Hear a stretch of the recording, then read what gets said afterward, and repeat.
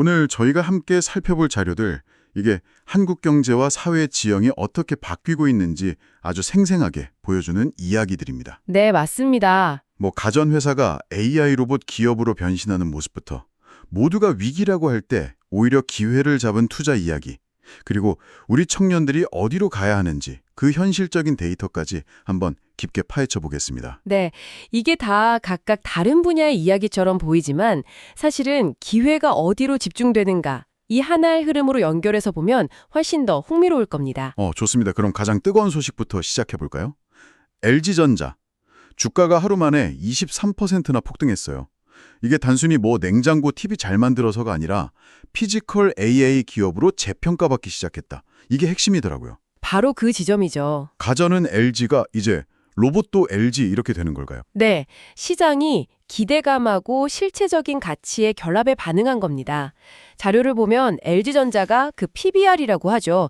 주가 순 자산 비율, 이게 0.7배 수준으로 굉장히 저평가된 상태였거든요. 0.7배면 가진 자산 가치만큼도 주가가 인정을 못 받았다는 거네요. 그렇죠. 그런 상황에서 자체 AI 두뇌인 엑사원을 탑재한 로봇 사업 계획을 딱 발표하니까 시장이 열광한 겁니다. 여기서 말씀하신 피지컬 AI라는 게 우리가 흔히 아는 챗GPT 같은 그런 데이터 분석 AI랑은 좀 다른 개념인 거죠. 네, 맞습니다. 좋은 지적이세요.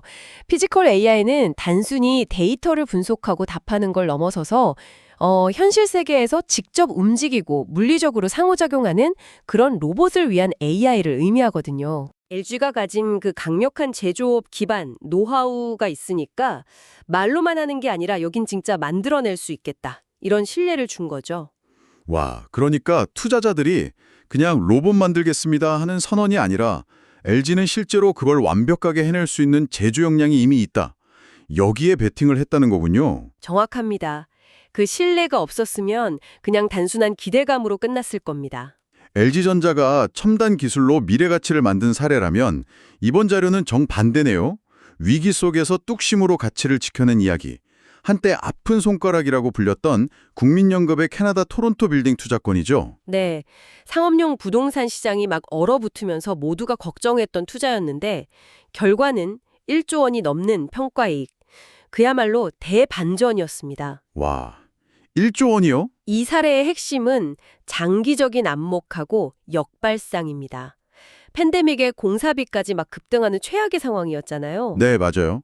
여기서 자산을 헐값에 파는 대신에 오히려 추가 투자를 해서 건물의 가치를 극대화하는 정면 돌파를 선택한 거죠. 정말 남들이 공포에 팔 때 오히려 더 투자했다는 건데 결과를 알고 보니까 쉬워 보이지 당시에는 정말 어려운 결정이었겠네요. 엄청난 결단이었죠.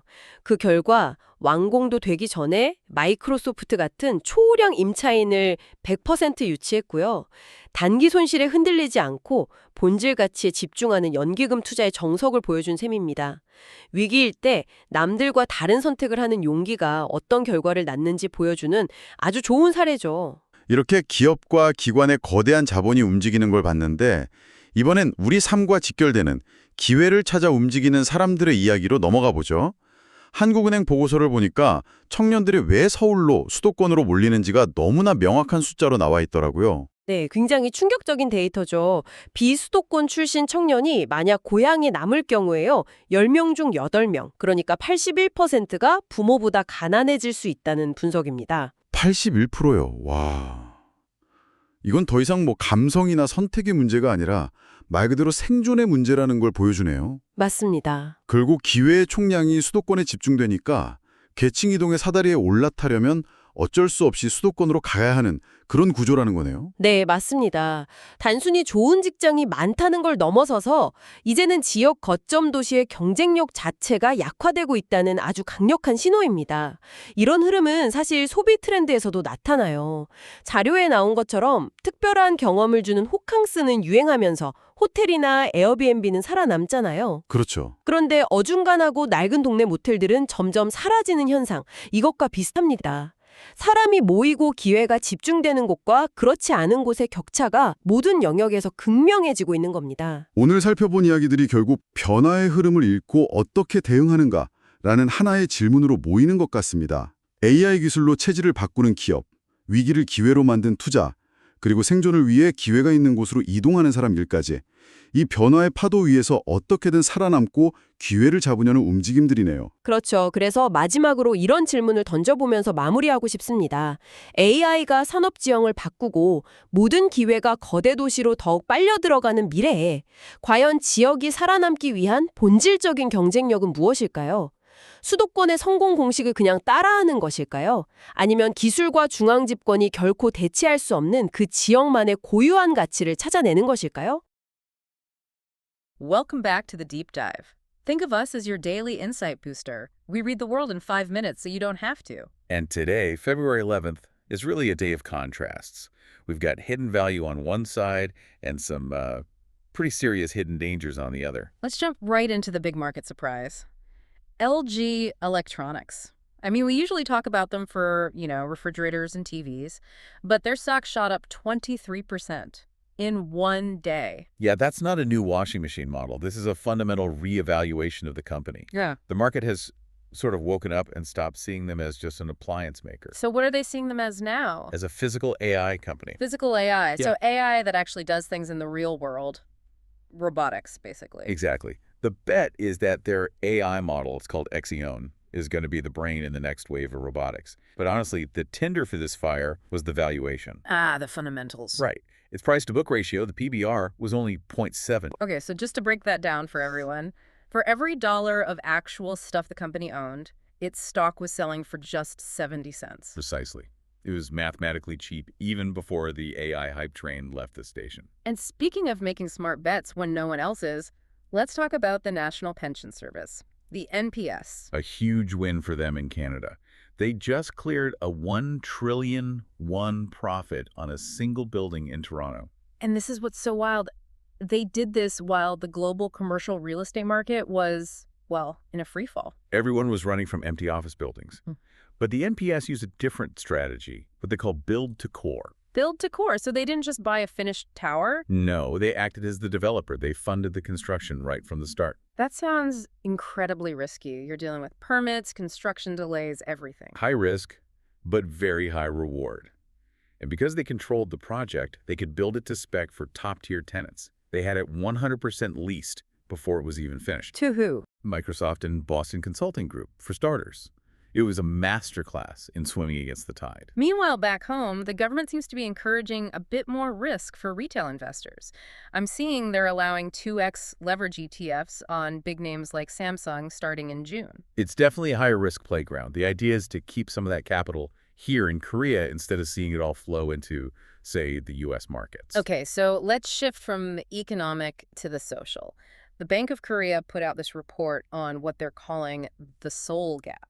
It's a pretty sobering read, honestly. It basically proves with data that the old idea of a dragon rising from a small stream is, well, it's becoming a myth. A myth. How so? The numbers show a clear poverty trap.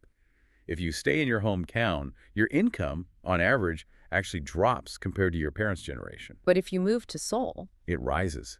It shows the migration to the capital isn't just about wanting city life. For many, it's becoming an economic necessity.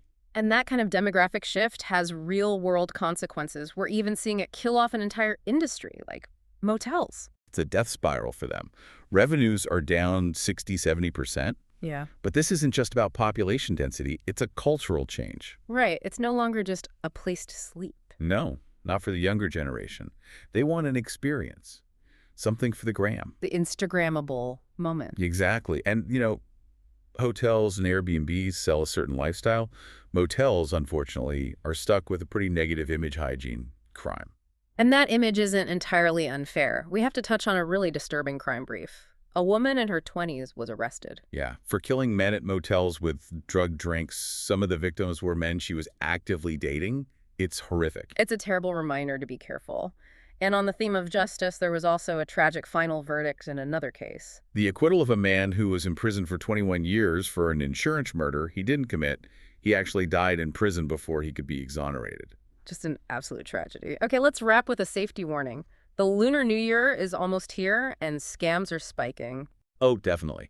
Two big ones right now are investment reading rooms and those fake package delivery texts. What's the simple advice here? If you get a text that feels urgent and asks you to click a link or send money, Just stop. It's a scam. Hang up the phone. Don't click. Good advice. Let's end with a final thought, looking a little bit into the future. It's about our education system. Starting in 2028, the English passages on the CS, the big college entrance exam, won't be written by humans anymore. They'll be written by AI to prevent leaks. right? Yes, that's the reason, yes. But think about the implication. We are going to be using a machine to write the test that we use to judge human intelligence. So are students learning a language anymore, or are they just learning to beat an algorithm? That is the big question, isn't it? Something for you to think about.